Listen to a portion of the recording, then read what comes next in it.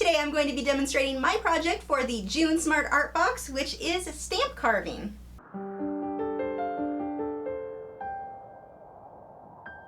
Hi, I'm Lisa, the artist behind Lachri Fine Art. If you are unfamiliar with what the Smart Art Box is, it is a monthly subscription box where each month they send you a box full of full-size supplies to complete your own project. If it is a project that you've never used before, don't worry, you are not going to feel lost. They send a brochure that goes through the history of whatever the project or style you're working in is, gives you project pointers, talks about what's in the box and how best to use those supplies, and then on the back you get step-by-step instructions on how to complete it. The Smart Art Box is available to many countries. I will have a list of those in the video description, along with a link where you can sign up to get your own box sent to your house each month. So let's go ahead and take a look at what came in this box.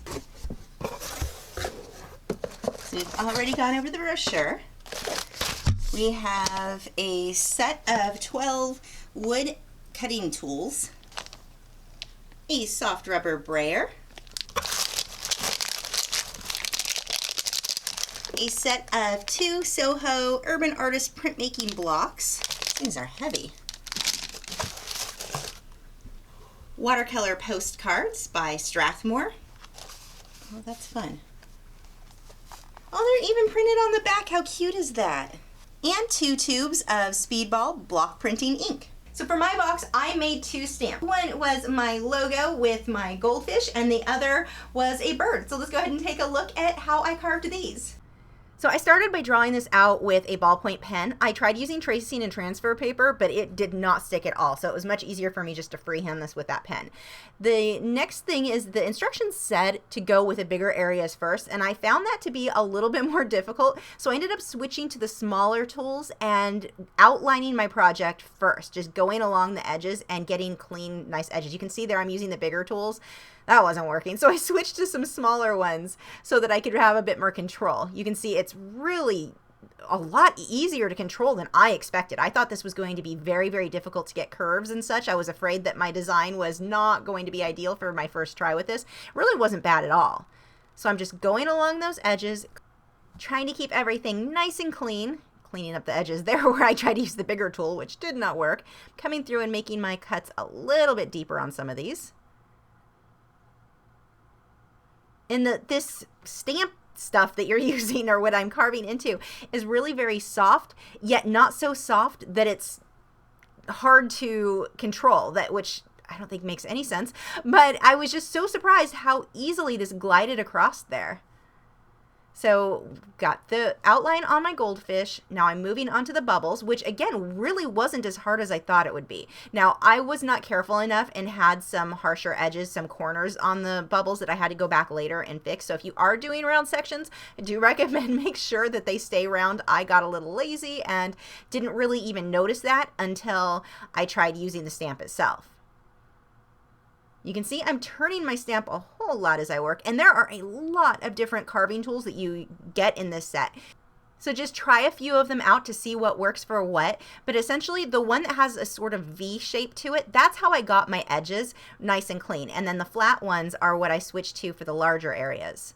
Now, one thing that I did not realize as I was doing this, I have such large areas that I'm carving out. This, I think, would have been better if I would have created a border around the edges. Because I'm trying to cut so much of this out, when I push the stamp down, those edges, even though they are trimmed back really far, I still was having a problem with some of that picking up the ink or creating ink when I push down on the stamp on my project. So if I were to do this design again, I would definitely have left a border, which is what I left on my next project that you'll see later.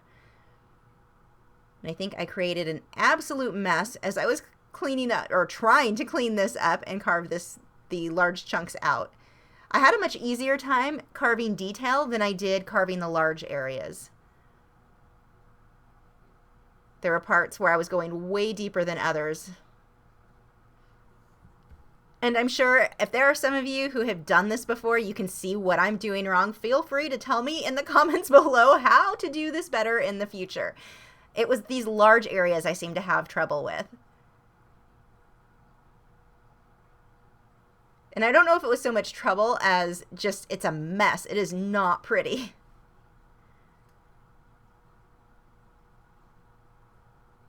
trimming off those corners because I knew those would pick up ink, making sure I get those down pretty good. And even though I thought that I was doing a good job, I realized when I did my first stamp, I did not. I still had some of that was not carved down far enough. And you'll end up seeing, after I tried the stamp, I realized that it would just be easier to cut those large sections out. I took a pair of scissors and trimmed off some of the excess that I didn't on the bottom below the goldfish tail. So my stamp's a little weird shaped now, but it ended up working better. And the cool thing with this is that I think you can do as intricate of a pattern as you want very easily. I was afraid to go with something with too much detail. And if I do this again, which I probably will because I had so much fun with this one, I just need to order some more stamps, or stamp block things. But if I do this again, I think that I'm going to try stuff that has a lot more detail inside. I think it would look better than as simple as I kept this one. I went fairly simple on this because I thought it would be too hard to get detail. I was wrong. I was very wrong. It's so easy to get detail with this. And if you haven't done this project yet, if you have the Smart Art box already and you're getting ready to do yours, definitely recommend look on Pinterest for some ideas for stamping or stamp carving, because they've got some really neat designs that a lot of them are very intricate, and I thought it was going to be too hard. I really don't think it would have been. So carving out the little areas here. And you can see my hand just glides across this. It is so easy to do.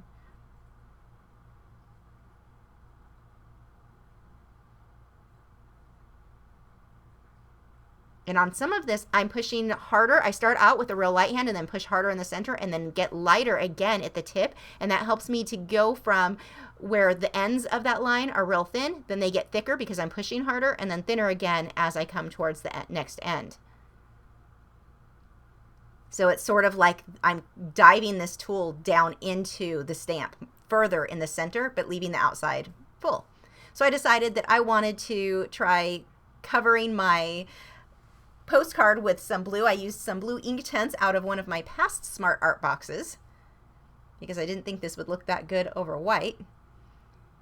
Now, one thing that I found is the brayer that you're supposed to get the ink on, the brayer is too thick. You have to push so hard to get it to roll over the ink. It just wasn't lifting the ink. So I had to take a paintbrush and actually paint the brayer and then roll it over the stamp to get it to stamp on the project. Here you can see where I was talking about where I cut out portions of the stamp because it wasn't working well. I guess I did not have the video on for the parts that didn't work well. Here, I just tried painting directly onto the goldfish to see what would happen versus using the brayer. Setting that on there. You don't want to slide that around. You want to set it very firm in one place. Then lift it up, and there is my stamp. So let's go on to the next one. My next bird, I decided to go with a little bit more detail. I drew that out again with a ballpoint pen. I lost the purple one, so I had to go with a blue pen on this one. I have no idea what I did with that purple pen. And I'm using mostly the smaller tool to get all of this little detail. And this one I'm doing reverse, where I'm leaving a lot of the stamp. I'm just carving out detail in this. And I think this looked better. I definitely like the look better of this one, of carving out detail versus trying to carve out large chunks. You can see it is so easy to move that carver on this. Like getting the curves and all of the little details really shocked me.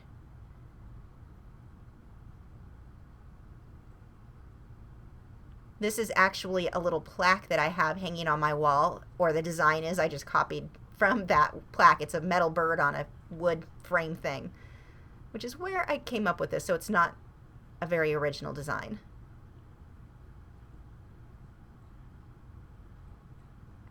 So after I carved out my drawing, I decided I wanted even more detail, so I started carving more swirls into the bird. You can see even without having pre-drawn them, it's really easy to do.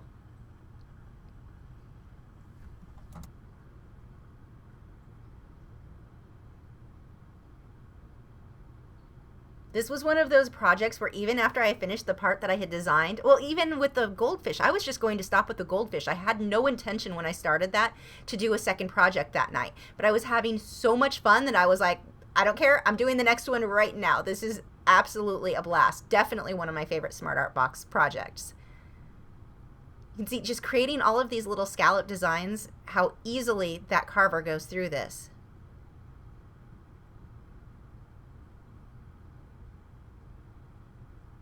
So once that is done, I'm going to clean up my mess, and I'm using the back of a Frederick's watercolor canvas board because it's very firm and my table is not, so that's why I had to set that on there.